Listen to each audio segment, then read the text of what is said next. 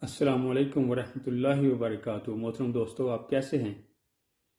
غصہ بڑا عقل مند ہوتا ہے۔ اسے پتہ ہوتا ہے کہ کس پہ غصے ہونا ہے اور کس پہ نہیں ہونا۔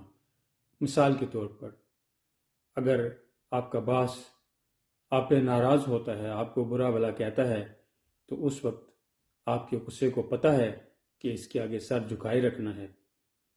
اور اگر گھر میں آپ کی بیوی آپ سے ناراض ہوتی ہے اور کچھ ایسی باتیں کرتی یا کہتی ہے جو آپ کو پسند نہیں ہوتی، تو آپ کے غصے کو پتہ ہے کہ آپ جارحانہ انداز اپنانا ہے۔ یا اور ایک مثال سے دیکھیں کہ آپ کا کوئی غریب رشتہ دار آپ کی بات نہیں مانتا یا کوئی ایسا کام کرتا ہے جو آپ کو پسند نہیں ہوتا، تو پھر غصے کو پتہ ہے کہ اس کو کیسے کھری کھری سنانی ہے۔ اور اگر آپ کو راہ چلتے پولیس والا پکڑ لے اور آپ کی بے عزتی کرے، آپ سے رشوت کے طور پر پیسے بھی لے لے، تو آپ کے غصے کو پتہ ہوتا ہے کہ کیسے منتیں سماجتیں کر کے اس سے جان چھڑانی ہے۔